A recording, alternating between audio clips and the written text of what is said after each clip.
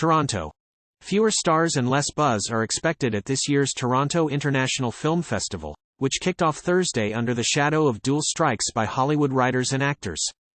And as red carpets rolled out around TIFF's downtown headquarters, many questions lingered about how the notoriously celebrity-drenched event would look in a year when many famous people weren't expected to attend.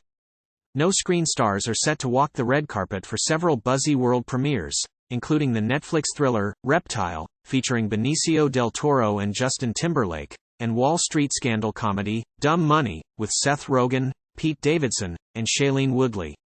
Another signal of a bumpy start for the 11-day festival. A technical glitch led to the cancellation of some press and industry screenings at Scotiabank Theatre's Imax screen, including the sci-fi drama, The Beast, and the Korean black comedy, Sleep, cinema staff told the Canadian press. But many Torontonians and film buffs were still excited.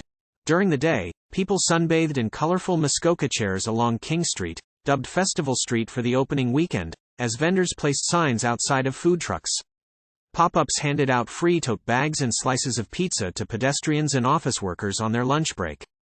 A lineup for the festival's opening night film, Japanese animator Hayao Miyazaki's feature, The Boy and the Heron, stretched across several blocks.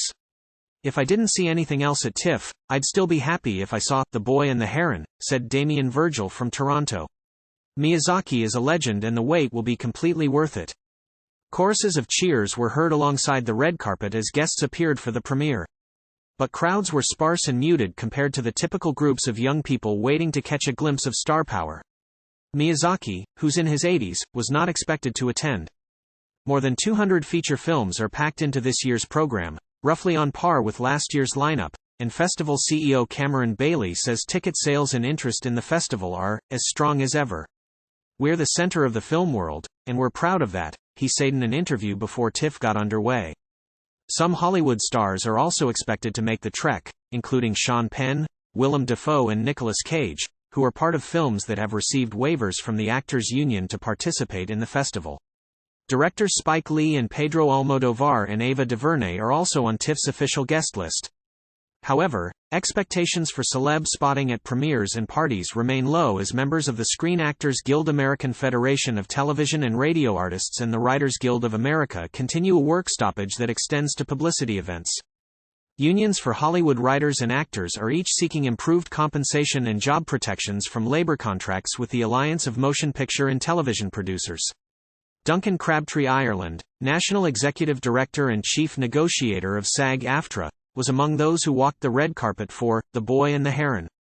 He wore a shirt that read, SAG-AFTRA on strike, underneath his blazer and held up a fist while posing for photographers. Bailey and festival organizers have put significant effort into ensuring the magic of cinema prevails amid dim star wattage. And local business owners like Claudia Rodriguez were happy to see the event continue on as scheduled.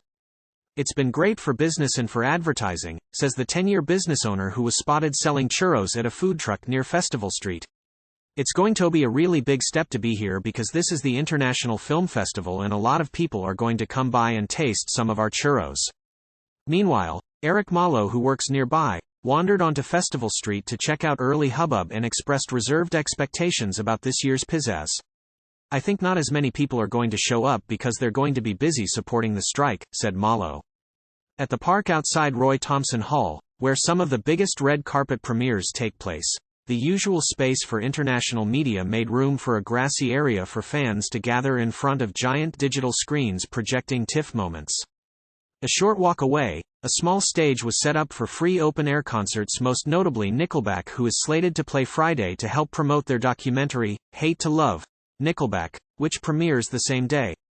Viral pop singer Lil Nas X is expected to draw a crowd when he walks the red carpet Saturday night for his doc, Lil Nas X, Long Live Montero, while a newly minted IMAX version of Talking Heads concert film, Stop Making Sense, will premiere on Monday as David Byrne's band sits down for a Q&A with Lee. Other titles at the festival include Viggo Mortensen's Western drama, The Dead Don't Hurt, Michael Keaton's Knox Goes Away, and the horror drama, Dream Scenario, starring Cage.